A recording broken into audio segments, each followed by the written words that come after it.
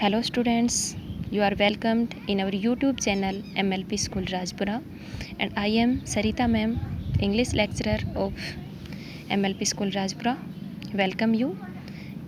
In this video, we are going to start our revision of 11th class English.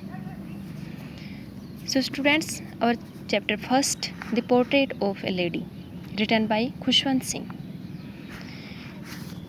And our question first, how does Khushwant Singh describe his old grandmother?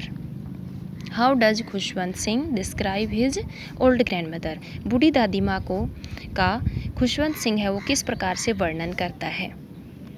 Answer is Khushwant Singh says that his grandmother was so old that he could not get any older. Khushwant Singh कहता है, हमने यहाँ पे says use किया है because in our questions helping verb does means our question is present in present tense, so we also use here in starting answer says that his grandmother की उसकी दादी माँ है वो बहुत ज़्यादा बूढ़ी थी और वह और ज़्यादा बूढ़ी नहीं हो सकती थी. her face was full of wrinkles, उसका जो फेस है वो झुर्रियों से भरा हुआ था. wrinkle means झुर्रियाँ. she was short fat and somewhat bent, वह छोटी थी, फैट मोटी थी और कुछ झुकी हुई थी. It was unbelievable to imagine that she had once been young and pretty.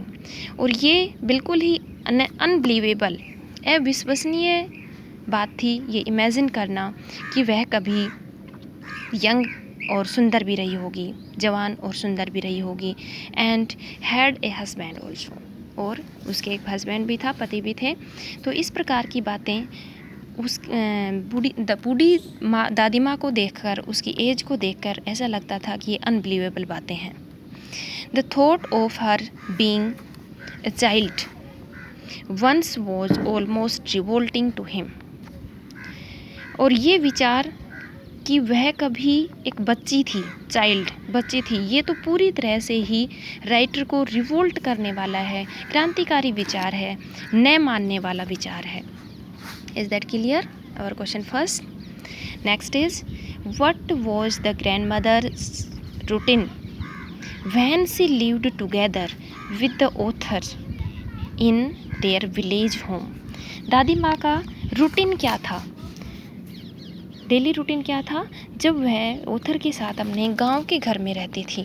The grandmother would wake the author in the morning. Grandmother है वो उसको, ऑथर को जगाती थी सुबह. She would bath and dress him, वह उसे स्नान करवाती थी, स्कूल की ड्रेस पहनाती थी. She would give him breakfast and then accompany him to school, वह उसे सुबह का नाश्ता देती थी और उसके बाद उसके साथ स्कूल जाती थी. अकम्पनी साथ देना. She would read scriptures in the village, वह विलेज टेम्पल, गांव के मंदिर में जहाँ पे राइटर पढ़ता था, ऑथर है वो पढ़ता था, वहीं पे टेम्पल में बैठ के स्क्रिप्चर्स, धार्मिक ग्रंथ, धार्मिक पुस्तकें पढ़ती थी. And walk back with the author after school, और स्कूल की पढ़ाई कंप्लीट होने के बाद ऑथर के साथ वो वापस घर आ जाती थी. Next is how can you say that the grand mother was a deeply religious minded lady. कि आप कैसे कह सकते हैं कि ऑथर की जो दादी माँ है वो डीपली रिलीजियस, बहुत ज़्यादा धार्मिक विचारों वाली औरत थी, धार्मिक विचारों वाली लेडी थी. Answer is she all day long counted the beads of the rosary. First point क्या है कि वो पूरे दिन काउंट करती रहती थी, मन के फेरती रहती थी. बीड्स मन के, रोजरी माला के जो मन के थे उनको वो फेरती रहती थी. एंड रिसाइटेड प्रेयर्स, और प्रेयर को रिसाइट करती थी, गुनगुनाती रहती थी. She read scriptures inside the temple, जब राइटर के साथ जब वो जाती थी मंदिर में तो उस टाइम वो स्क्रिप्चर पढ़ती थी. And next is she was disturbed to know that there was no teaching about God and scriptures in the city school. और वह डिस्टर्ब हो जाती है ये जानकर कि जो सिटी की स्कूल है वहाँ पर भगवान से रिलेटेड और धार्मिक ग्रंथों से रिलेटेड स्टडी नहीं करवाई जाती, तब भी वो परेशान होती है। She fed the dogs in the village and the birds in the city. और वह डॉग्स को, गांव में रहती है तब वो डॉग्स को रोटी खिलाती है, और जब वो सिटी में आ जाती है तो बर्ड्स को, जो चिड़िया वगैरह हैं, उनको दाना डालती है। तो इन सब चीज़ों से को देखते हुए हम कह सकते हैं कि ऑथर की जो दादी माँ है वो रिलीजियस लेडी है। Next is what was the happiest moment of the day for the grand mother. दादी माँ के लिए पूरे दिन में हैप्पीएस्ट मोमेंट कौन सा होता था? Answer is it was afternoon time. कौन सा टाइम था? आफ्टरनून का टाइम था।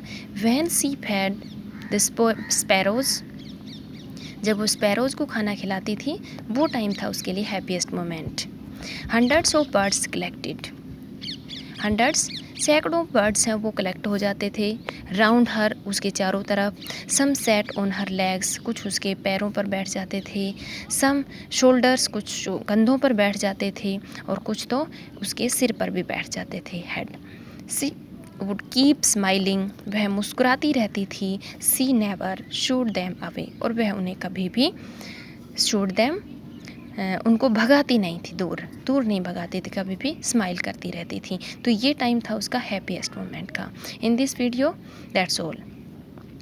और नेक्स्ट जो क्वेश्चंस हैं वो हम नेक्स्ट वीडियो में करेंगे। Okay students.